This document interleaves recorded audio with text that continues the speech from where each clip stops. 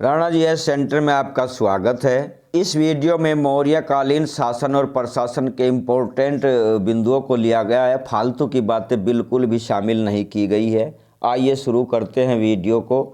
मौर्य काल में सर्वोच्च अधिकारी यानी राजा तो सर्वोच्च था ही, उसके बाद जो आते थे वो तीर्थ थे। सर्वोच्च अधिकारी तीर्थ कहलाते थे। वेरी वेरी इंपॉर्टेंट है ये तीर्थ, याद रखिए। तीर्थ किसे कहते थे, ये प्रश्न आता है। अर्थशास्त्र में कौटिल्य ने 18 तीर्थ बताए हैं और इनमें प्रथम स्थान मंत्री, पुरोहित, सेनापति, युवराज, ये पहले 4 स्थान आप याद रखिए।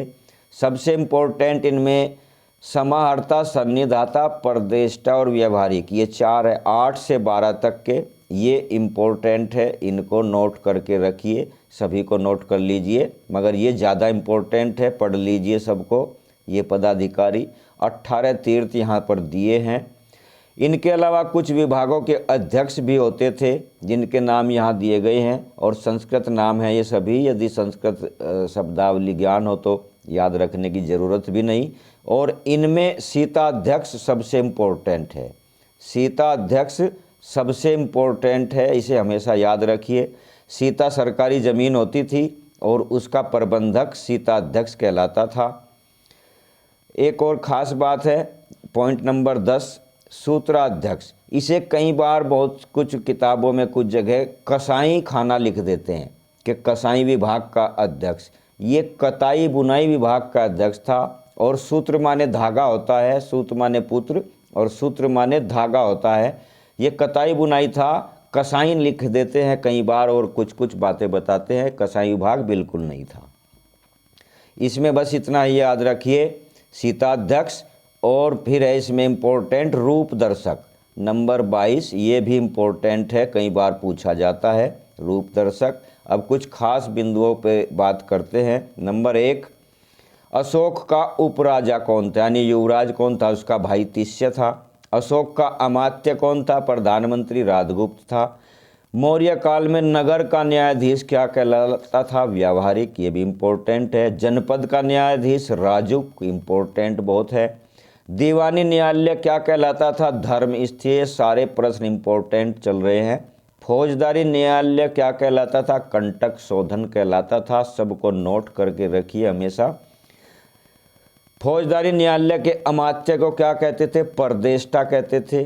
दीवानी का अमात्य व्यावहारिक कहलाता था। कई अमात्य और कई उसमें कर्मचारी और भी होते थे अदालत में।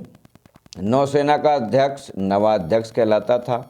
कोषाध्यक्ष और शुल्काध्यक्ष ये किसके अधीन काम करते थे, सन्निधाता के अधीन काम करते थे। आर्थिक नीति कौन निर्धारित करता था, ये सन्निधाता करता था। ध्यान रहे, समाहर्ता नहीं करता था, आर्थिक नीति सन्निधाता निर्धारित करता था। समाहर्ता कर को संग्रह करता था। नंबर 12, सेना के प्रबंध के लिए कितनी समितियां होती थी, ये 6 समितियां होती थी। और मैगस्थनीज ने इनका जो विवरण दिया है कि 5-5 सदस्यों वाली 6 समिति होती थी। कुल 30 लोगों की समिति थी। और ये 30 लोगों की समिति, 6 समिति जो कुल 30 लोग थे, 5-5, नौसेना, पैदल सेना, घुड़सेना, रथ सेना, हाथी सेना और यातायात व सामग्री पहुंचाने वाली ये वाहन सेना। नंबर 13, मौर्य सेना क्या कहलाती थी, ये 4 प्रकार के अस्त्रों का प्रयोग करने के कारण चतुरंगनी सेना कहलाती थी। सरकारी ज़मीन को क्या कहा जाता था, सीता, बहुत इम्पोर्टेंट है। और इसके अध्यक्ष को, इसका प्रबंधक को सीता अध्यक्ष कहते थे। सीता अध्यक्ष पर बहुत बार प्रश्न आता है। मार्ग निर्माण का अधिकारी क्या कहलाता था, एग्रोनोमाई कहलाता था। मैगस्थनीज के अनुसार सड़क के स्तंभों की दूरी कितनी होती थी, 10 स्तदिया, यानी मील के पत्थर जो लगे होते थे वो 10 स्तदिया पे लगे होते थे। और 10 स्तदिया की दूरी कितनी होती थी, 1940 गज, लगभग 2 किलोमीटर के यह दूरी होती थी। और मौर्य साम्राज्य में 5 प्रांत थे अशोक के समय में, जिन्हें तीर्थ कहा जाता था। ये भी बहुत इम्पोर्टेंट है। प्रांतों को क्या कहते थे, तीर्थ कहते थे। बहुत बार आता है प्रश्न। चंद्रगुप्त मौर्य के समय 4 प्रांत मिलते हैं और अशोक के समय में 5 प्रांत मिलते हैं। उन्होंने कलिंग को जोड़ लिया था 5वां विजित करके। और ये प्रांत थे उत्तरापथ, जिसकी राजधानी तक्षशिला थी, ये उत्तर में था। दक्षिणापथ सुवर्णगिरी इसकी राजधानी थी। अवंती उज्जैनी या उज्जैन एमपी में। प्राची या मध्यदेश पाटलिपुत्र, ये पटना है वर्तमान में। और कलिंग की विजय की थी उड़ीसा में, इसकी राजधानी तोसली थी, जहाँ नंदराज का राज्य था। यहाँ नंदराज नाम का एक राजा यहाँ पर राज्य करता था, जिस पे आक्रमण किया था अशोक ने। चंद्रगुप्त मौर्य के समय में 4 और अशोक के में 5 थे, अभी बताया। अशोक ने तक्षशिला, तोसली व उज्जैनी में कुमार अमात्य नियुक्त किए थे। यहाँ पे कुमार अमात्य नियुक्त किए जाते थे, बाकी जगह महामात्य होते थे। नंबर 19, चंद्रगुप्त के समय काठियावाड़, जिसे सौराष्ट्र कहते हैं, वहाँ का प्रांतपति पुष्यमित्र गुप्त था। इसी ने सुदर्शन झील बनवाई थी चंद्रगुप्त मौर्य के समय में, और जिसे पूर्ण किया था यवंतुशास्त्र ने, जो अशोक के समय था। जिलाधिकारी को क्या कहते थे? प्रादेशिक। प्रशासन की सबसे छोटी इकाई ग्राम होती थी, और गांव के मुखिया को, प्रधान को ग्रामिक कहा जाता था। अन्य पदाधिकारी जो होते थे ग्रामिक के बाद, ये इसका चुनाव गांव वाले करते थे, और अवैतनिक होता था। इसके ऊपर गोप होता था, जिसे 5 से 10 गांव का राज शासन मिलता था। और फिर होता था स्थानिक, जो गोपियों के ऊपर होता था, यानी बहुत सारे गोप इसके अधीन होते थे, जिन्हें गोपियों कहा गया जाता है बहुवचन में। गोपियों के ऊपर 800 गांव या जनपद का 1/4 भाग होता था। फिर समाहर्ता, जो जनपद का, जिले का प्रबंध करता था। ग्राम भोजक गांव का कर्मचारी होता था। और प्रदेष्टा के जो कार्य हैं, उसके जो कार्य थे, स्थानिक गोप और ग्राम अधिकारियों की जांच प्रदेष्टा किया करते थे। नंबर 25, मुख्यमंत्री यानी प्रधानमंत्री एवं पुरोहित की नियुक्ति जांच के बाद की जाती थी। इनका टेस्ट लिया जाता था, उनके चाल चलन, चरित्र और ज्ञान, उनकी बुद्धि कौशल का, और उस टेस्ट का नाम था उपधा परीक्षण।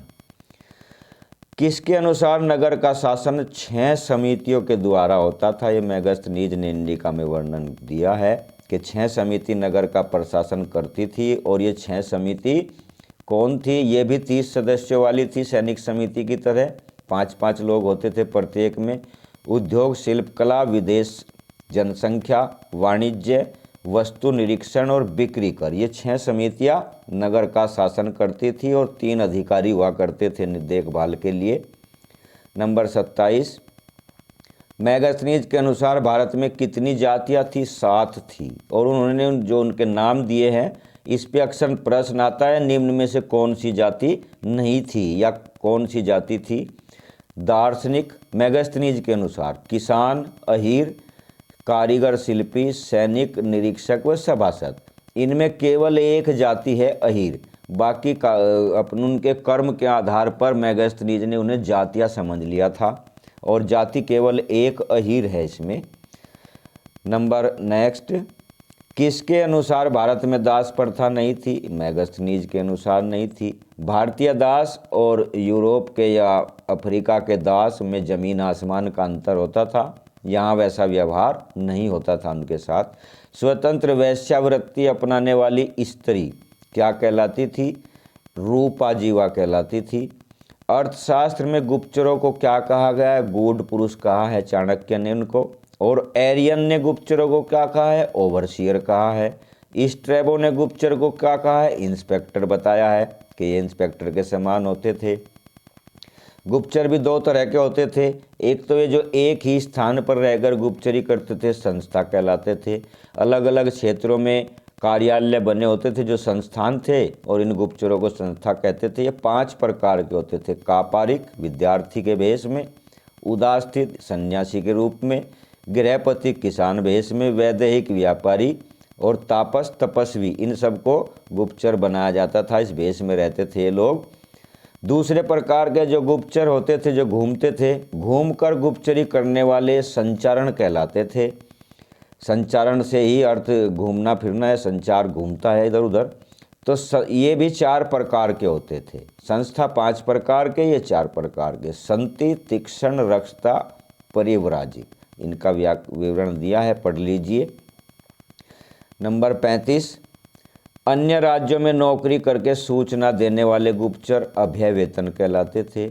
और 36-37 को इम्पोर्टेंट नहीं। 38 परगट पुलिस को क्या कहा जाता था? रक्षिण।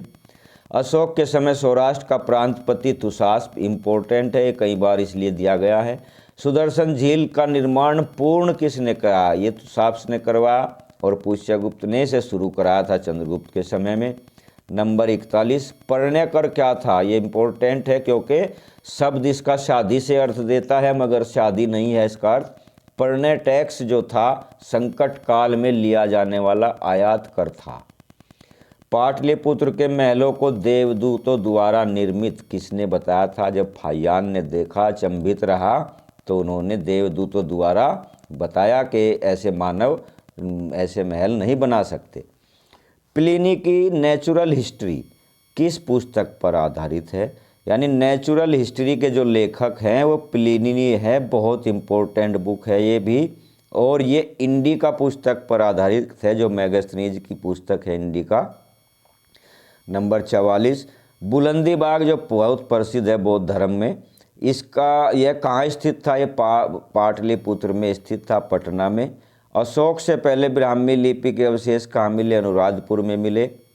और नेक्स्ट प्रश्न नंबर 46 मुद्रा राक्षस का लेखक कौन है? इसके लेखक विशाख दत्त हैं जो लगभग 800-900 वर्ष बाद उनके लिखी गई है मौर्यों के। व्यापारी व गणिका की पुत्री की प्रेम कथा किस में है? ये मरचकटिकम में है। और मरचकटिकम का अर्थ होता है मिट्टी की खिलौना गाड़ी। मिट्टी की खिलौना गाड़ी से याद रखिए, इसका जो शाब्दिक अर्थ है ये मिट्टी की खिलौना गाड़ी होता है इसका अर्थ।